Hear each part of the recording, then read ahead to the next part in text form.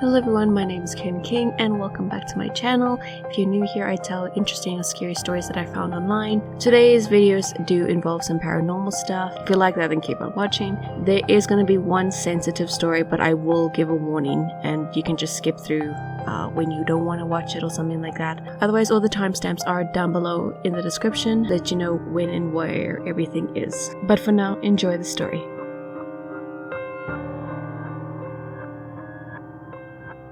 Someone asked what the conversations were like, so I'll elaborate a little.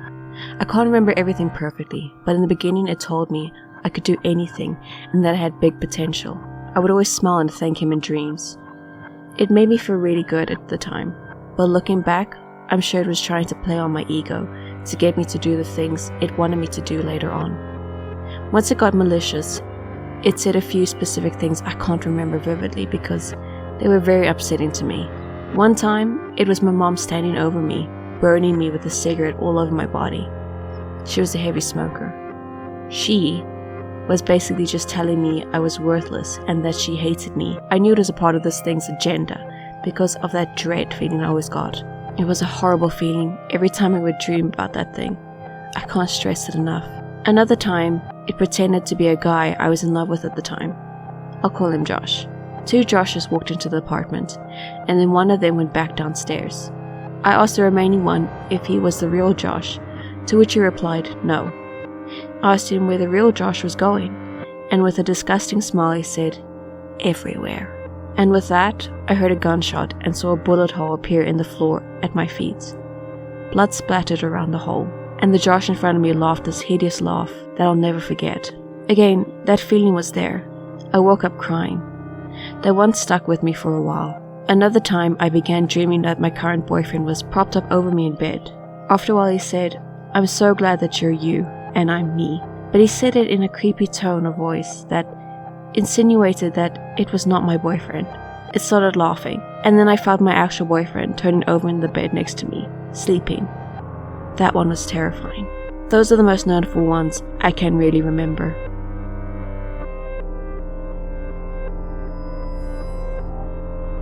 I used to work in an assisted living facility that was formerly a hotel. The big room where the dining hall was had previously been an indoor swimming pool area, but had been filled in years ago, before opening an assisted living place. There was no swimming pool anywhere near the area now. On several different nights, this one female resident who suffered from dementia would come to us and start complaining about all the loud kids running around and making noises, splashing and playing around the swimming pool. Another female resident whose room was upstairs, right above the dining hall, would also complain about the kids' noises, playing around the swimming pool area. We don't have an explanation for this, but they surely were sure they heard the swimming kids playing and would complain from time to time. This is also the place where I would regularly hear someone walk up behind me and then turn around to find no one was there.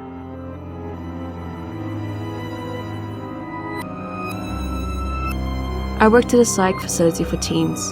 My first week we had a breaker throw, and it was going to take maintenance 3 hours to get to us. I volunteered to go to the basement and flip the breaker back. None of the other staff would go to the basement. This should have been my first clue. I get down there, I'm looking over the breakers, and this man's voice sounds behind me. "What are you doing?" Thinking it's maintenance, I just didn't hear him come down the stairs that creak loudly. I turn around to meet with no one. I can't find the flip breaker and go back upstairs and ask if anyone else went down. Nothing. No one. Everyone was accounted for. This was the first time I encountered something there. Next was the overpowering smell of gardenias, or gardenia perfume. I would get sick or dizzy, then smell it. Some of the kids had similar experiences as well as the staff. The overnight staff was supposed to be one at the end of the house, and another other end. I was in the living room, sitting where I could see the basement door, and saw hands, like at least 3 to 4 pairs of hands reaching and clawing out of the bottom of that door. Another night I was sitting at the end of the house and heard something upstairs. I go to the bottom of the stairs and see red glowing eyes. I glared at it and hissed, "Leave them alone." It growled at me, and the eyes lifted to a standing position, then disappeared. I had a kid, he was 17, a week away from discharging and had a college scholarship, not likely to make up stories. We were playing hide and seek. The kids would hide while one staff watched to make sure they all hid separately, and one staff was the seeker. I was a seeker and went to find one of the kiddos. I saw some in one of the bedrooms go from staying to hiding in the closet. There was a blanket that looked like a person under it. I pulled it up and nothing was under it. But something black streaked across my vision into another bedroom. The kiddo who was hiding in the other closet comes out and then stares at me with wide eyes. I heard someone say, "Got you," then touch my shoulder. It wasn't you? I didn't allow the kids to hide upstairs anymore. Another overnight shift, I'm in the living room again, and I see this black shadow of a man, at least 6 foot, turn the blind corner. We have one of those mirrors to see. Saw him on the mirror. Then I see him in the window in the kitchen, and then finally walk through the side door. We had electrical issues with the doors. All doors had to be locked, where the kids couldn't leave without staff knowing or allowing, and crazy family members couldn't enter willy-nilly. Yes, they tried. They fixed it, but at least it would happen once a month to more. Several times I would get off at 11 p.m. or midnight. I would see someone in my back seat as I was leaving. I would calmly say, "You aren't welcome here," or "You cannot come with me." The entity would disappear. One time I felt something latch onto my back, the creepiest feeling. It took about 15 minutes to get it off, with prayer, before I left the drive. During my time working there, I had several miscarriages. Normal for me. Had a medical problem which is now resolved. Many nightmares, developed major anxiety, became paranoid, and my insomnia worsened. After I finally quit, I lost a whole bunch of weight that I had packed on. Almost weighed 200 pounds at 5'3". Normally weighed closer to 130. And got pregnant successfully, almost a year later. Crazy enough, I didn't quit because of the demons/ghosts. I quit because a kid killed himself. I couldn't handle knowing that no matter how much we helped, sometimes it didn't help. I went to work at an assisted living instead, where if the parents died, they had a long life, usually a long, happy, fulfilled life.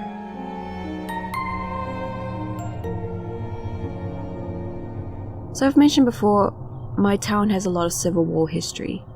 This is despite the small hang-up that only a few buildings actually managed to survive the war. The rest were torn down to build barricades along the river, as the town itself changed hands on more than one occasion. One of the few remaining buildings in question is an old bank, technically the oldest in the state, though not the oldest operating one.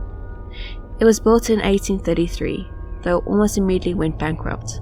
The now bankless bank serving as everything from a private residence to a hospital during the war, before finally managing to actually be used as a bank again. Though even that wouldn't last very long. It's a museum now, and one not too far removed where I live, close enough that I'll walk to it sometimes. I'm friendly with the people who run it, and have given some tours to friends who I've dragged down there. There's a few ghost stories associated with the bank, though arguably the most famous is that of the Weeping Woman, a woman who had one son go fight for the North, and the other for the South. Both boys ended up dying, and though they died on different days, in different battles, news reached the woman of their deaths on the same day. There's a mirror in the downstairs portion of the bank that's actually originally from the bank when it was first built. It's used a lot now for prom and wedding pictures. Supposedly every once in a while, a picture will get ruined by the addition of a person in the mirror. A woman dressed in all black. I wish I could say I have the picture of the woman, and that this story is about the circumstances around that picture, but unfortunately I don't. There's another part of that ghost story though, that sometimes the woman can be heard weeping over the deaths of her sons. I was in the museum about 4 months ago, showing it to a friend of mine, and had dropped back while the lady who normally oversaw it was explaining something to another couple of guests. I'm standing there listening, and then I hear it. It sounded distinctly like a woman openly weeping, coming from somewhere just a little ways away. I thought it might actually have been outside, but then someone opened the door, and the noise didn't get any louder. Glancing over at my friend, it was clear he didn't hear anything, and after a while, the noise went away. No one else in that building heard it, though the lady in charge had told me several stories about unusual things happening to her. Plates breaking, small noises, all sorts of things. A couple of months passed, and then during Christmas celebration at the bank, I heard the woman telling the story of the Weeping Woman to a couple who had asked about the ghosts. I got to be a part of that story, as I leaned in and told them that I myself had heard it. I've yet to hear it again, even as I've gone back to try, but I know what I heard. There's a ghost story around that old bank, and I am now a part of it. What better thing could a folklorist ask for?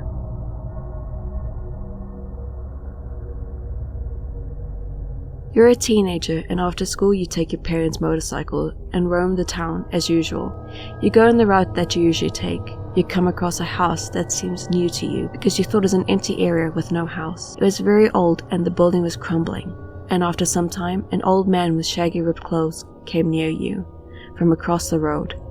He comes near you, you get creeped out. He comes near you, whispers, "Don't go inside the house," and walks for some time and mysteriously disappears.